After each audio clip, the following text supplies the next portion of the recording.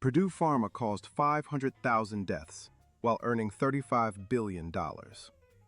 Internal memos show executives knew OxyContin was highly addictive by 1996. The Sackler family withdrew $10.7 billion before bankruptcy filings began. OxyContin launched in 1996 with a single false FDA-approved claim. Sales reps were trained to call OxyContin less addictive than rival opioids.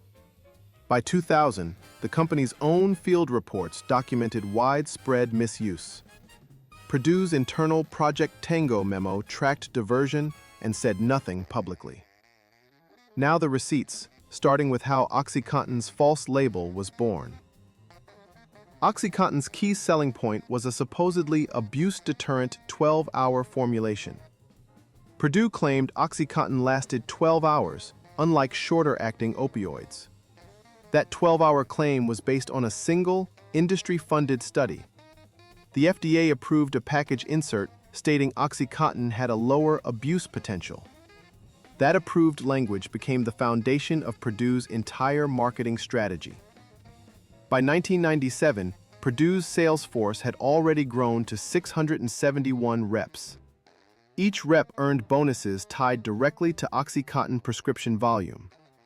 In 2001, a single top sales rep earned $240,000 in OxyContin bonuses.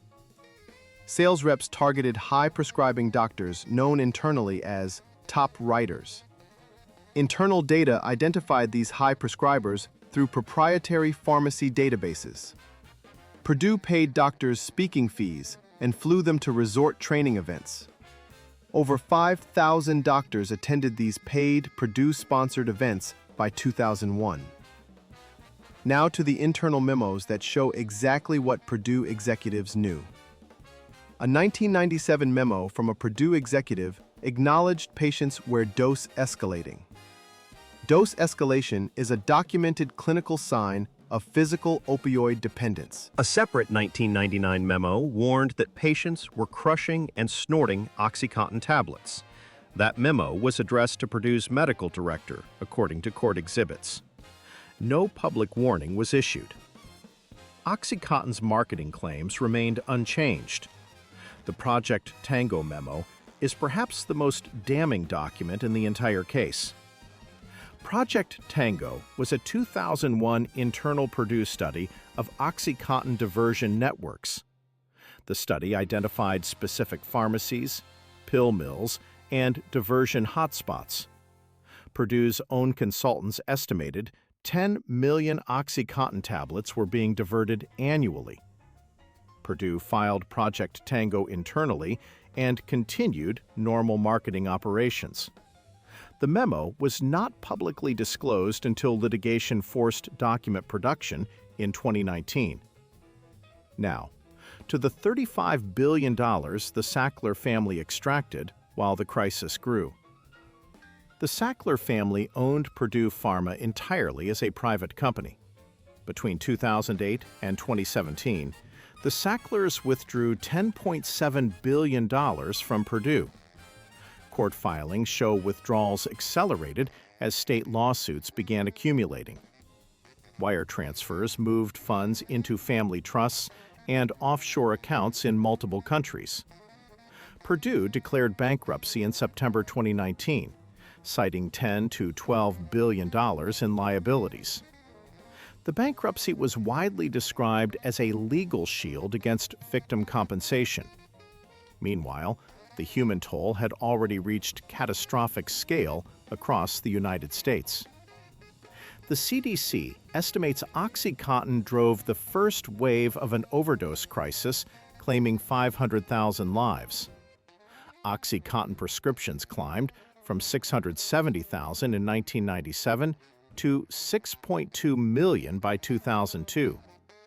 Appalachia was hit hardest, with some counties recording overdose rates 30 times the national average.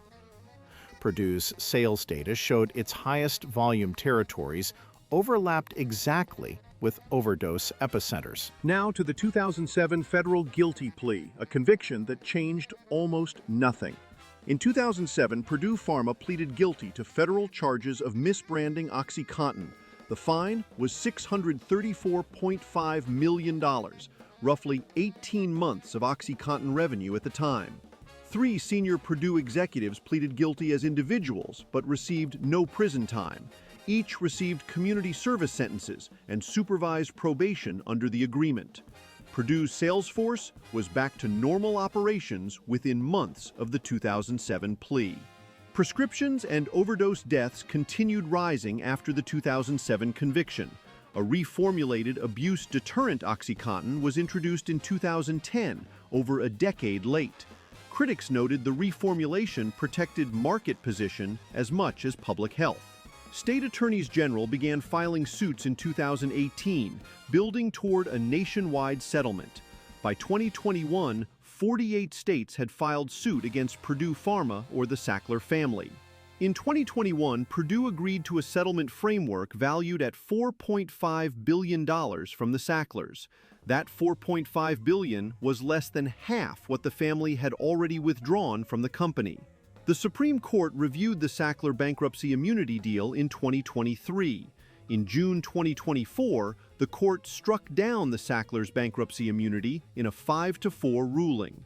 The ruling meant the Sacklers could still face direct civil litigation from victims. As of 2024, the Sacklers have paid no criminal penalties for their documented role.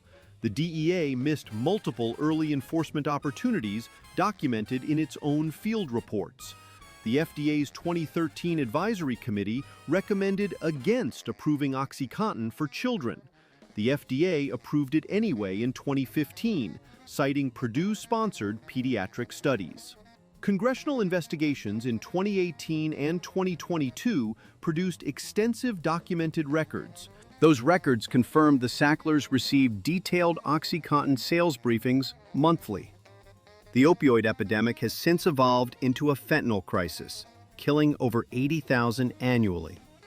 Researchers link the current fentanyl crisis directly to opioid dependency patterns Purdue created. The case established that private, family-owned pharma companies can operate without public accountability. The memos existed. The executives read them. The deaths followed on a documented schedule. If your company's internal memos are more damning than its press releases, you may be a future episode of Pint-Sized Scandals. Subscribe so you don't miss the next one.